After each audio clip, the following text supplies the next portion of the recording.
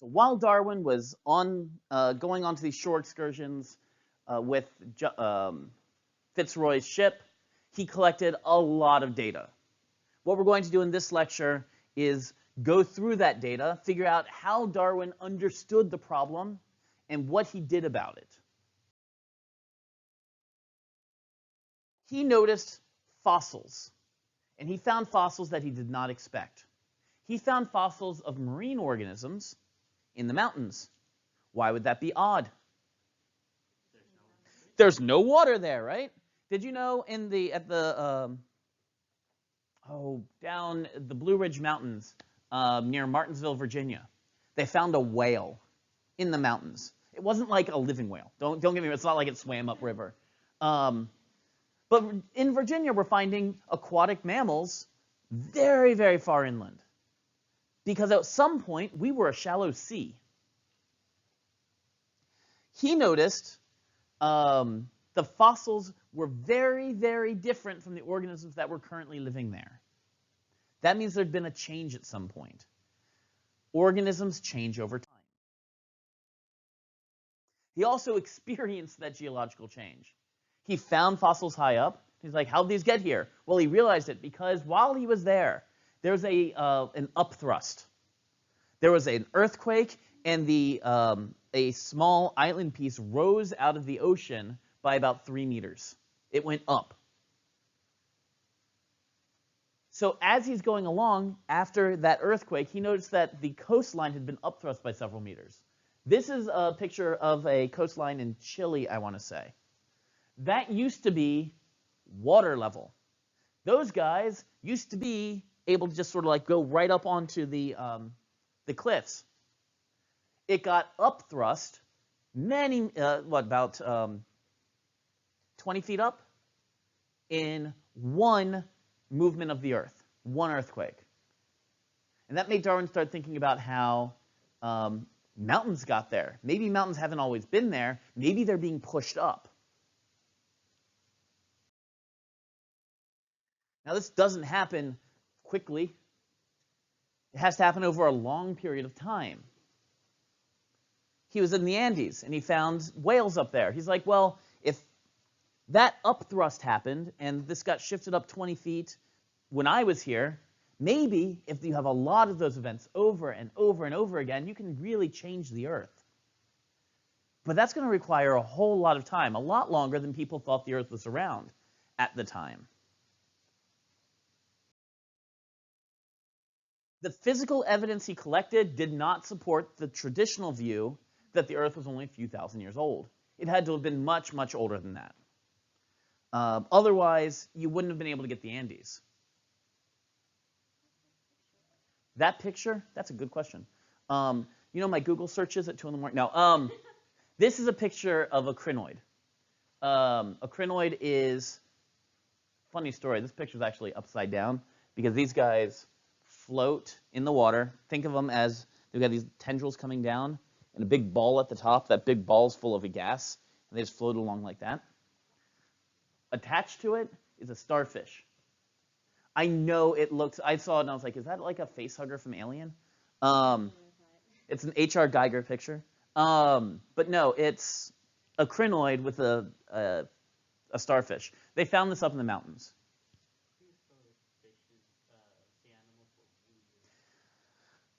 If you think about it, any animal is weird.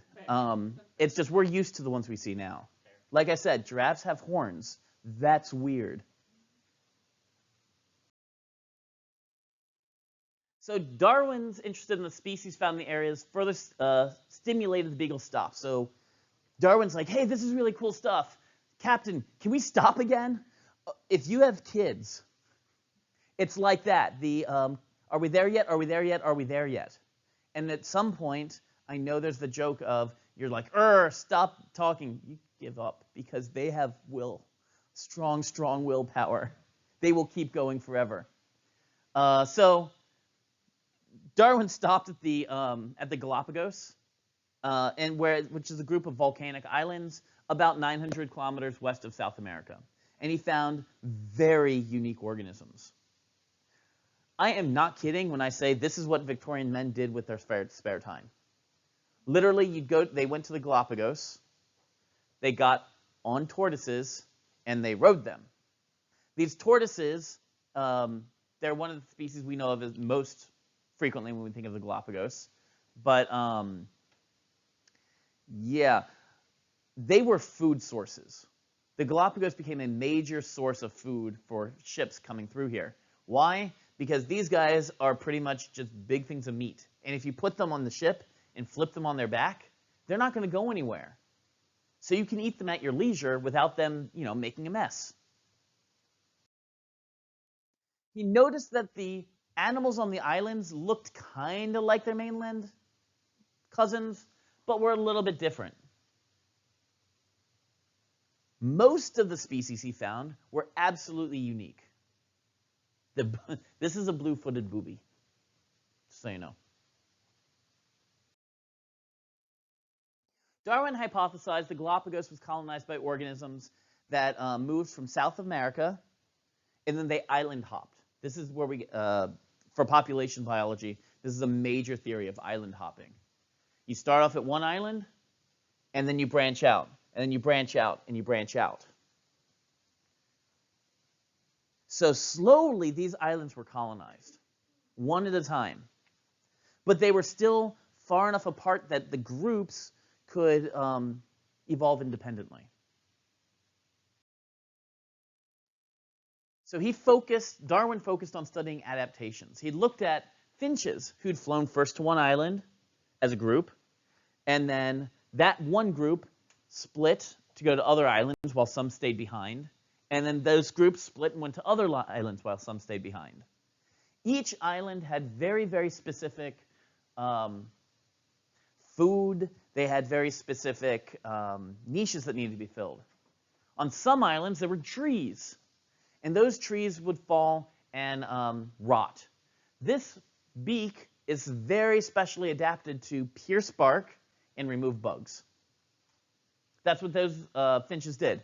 They would eat bugs. There was plenty of bugs. Life was good. Because of that, those organisms that had beaks this shape did very well. They could have lots of offspring. Those offspring all had small beaks that could eat very well and have more offspring. Those with variation, like a big beak, did not do well. They died off. But as the population moved, suddenly you get to an island now where instead of having logs everywhere, you got nuts. Nuts are a great source of energy for birds. This guy's beak, number 4, couldn't break the nuts, but the big beaks could. So the bigger your beak, the more likely you were to survive and have offspring. Number 2, if there were soft fruits, a big beak or a sharp beak weren't good for soft fruits, but a sharp beak was. So he could slice the food. And surprisingly enough, number 3 is a tool user. He takes because I know we all think humans are special because we use tools. Apparently, a lot of organisms do. He takes a little branch. I wish I had a little branch. So he takes a branch like that, and it goes over to a tree with a hole in it, and he crams the branch into the tree. And you pull it out, and then there's little bugs on the branch. And he goes, yum, yum, yum, yum, yum. Let's do it again. He doesn't need a sharp beak because he's figured out how to do it using tools. So he noted that the structure of the organisms, the forms, was very, very, very closely related to the environment. What you're eating is related to your function, which gets back to my favorite 101 phrase, which is form determines function.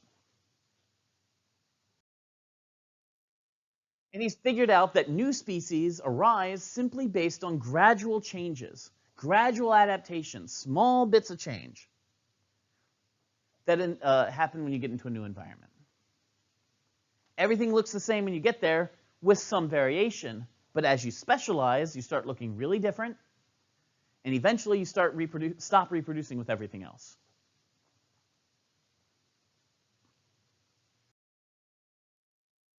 So those finches were Darwin's big argument for natural selection. Again, what natural selection is just the differential survival of some organisms over others. Some organisms are better adapted to get resources from their environment and survive. The most common example you'll see, textbook example, is what's called industrial melanism. That is, darker organisms tend to do better in areas where there's pollution, the darker pollution. In England, there used to be a lot of white birch trees. These guys did really well in white birch trees, the top moth. Why? Right, it looks like a birch tree because we play Minecraft. The bottom one did not do so well, lower numbers, until the Industrial Revolution and all the factories were putting out coal. Well, they were putting out smoke that had coal ash in it. And then that coated the trees. Well, now the trees are white birch that are actually black. So these guys do better, and those guys went down in value, comparatively. That's natural selection. So Darwin came up with all these great ideas. Theory of natural selection, how species might arise. He never talked about something called evolution. He just said, new species come from old species that have changed. He didn't want to publish his work because he was scared of being attacked. So he held off publishing for like 20 years. He just sat on it. And another guy comes along, Alfred Wallace, who's like, I have this great idea, natural selection. Let me tell you about it. And he proposed it to a friend who said, oh, so you got to meet Charles Darwin. He wrote a whole book on it, but he just doesn't want to publish it because he's scared. And Wallace said, well, you know what? I'm going to publish it. So Darwin found out Wallace was going to publish. And then Wallace, being a great guy, said, look, you came up with this 20 years ago. This has to get out there, but you can publish first. So Darwin published his book, and then Wallace published his findings. So we hear about Charles Darwin. But it was Wallace who was the one who was finally able to encourage him to do it after he independently came up with the same idea. So Darwin finished his manuscript, got it published, and now we have the theory of natural selection. So this is Darwin's book, The Origin of the Species by Means of Natural Selection, or The Preservation of the Favored Races in the Struggle for Life. They have much longer titles back then. You'll also notice Charles Darwin has an M.A. after his name. Doesn't have a doctor or anything like that. Because really, with just about any degree, you can go on and do big things. So Darwin talked about descent with modification. Never, ever, ever talking about evolution.